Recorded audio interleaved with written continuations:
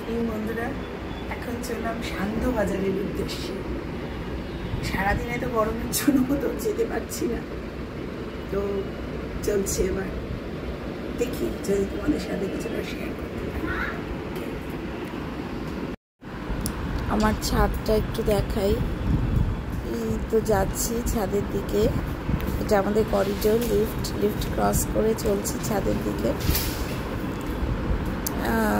Actually আমি লিফটের বাটনটা প্রেস করেও কি মনে হলো একটু যাই ছাদটা ঘুরে দেখাই। অনেকদিন ভাবি দিনের বেলা তোমাদেরকে একটু ছাদে নিয়ে যাব, কিন্তু বিভিন্ন কাজে ভুলে যাই। যাই হোক, একটু দেখো আমার ছাদ থেকে শহর কলকাতার একটা ভিউ। গাইস, তোমরা দেখো আমার ছাদের থেকে নিচের কলকাতা ভিউটা দেখেছো?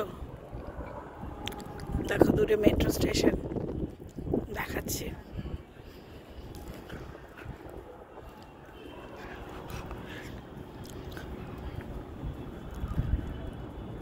এই দেখো আমার ছাদের ওপর থেকে দেখতে পাচ্ছ আমাদের নিচের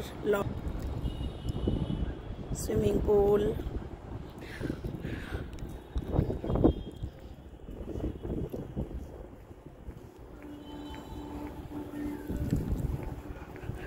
রাত্রিবেলা তো, দিনের বেলা তোমাদেরকে দেখাবো। এই দেখো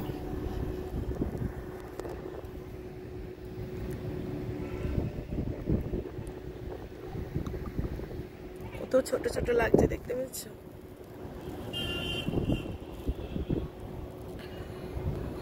দেখো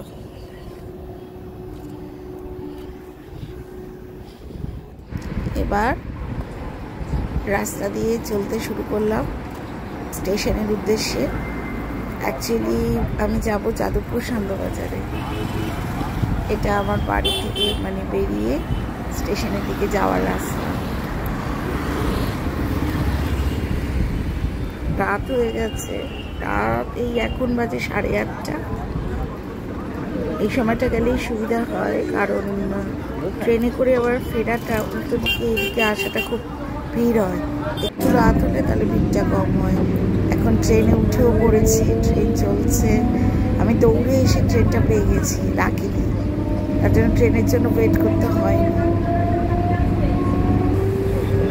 এই যাদবপুর স্টেশনে নামবো, কিন্তু তার আগে আরেকটা কাজ আছে, কাজটা সেরে তারপর যাব।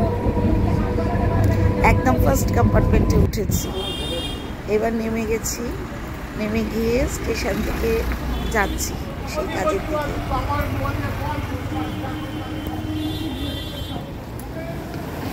গাইজ, এখন চলছি, তোমরা দেখতে পাচ্ছ এই রাস্তা দিয়ে আমি হেঁটে হেঁটে যাচ্ছি। আর একটা কাজে যাচ্ছি এদিকে আগে, সেখান থেকে বেরিয়ে তারপরে উঠছে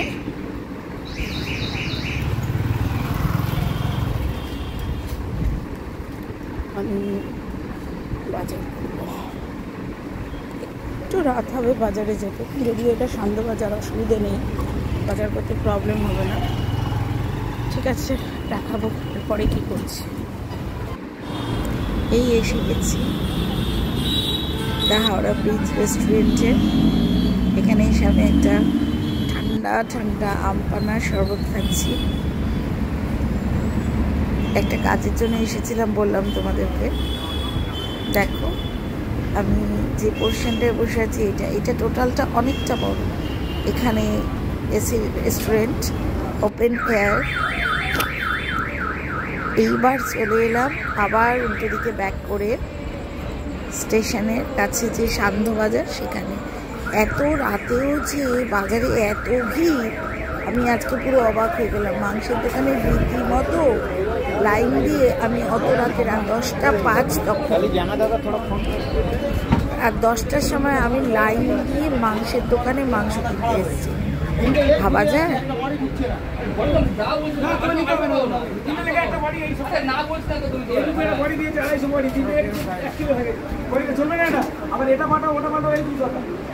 আজকে কত করে? কাটা কত আজকে?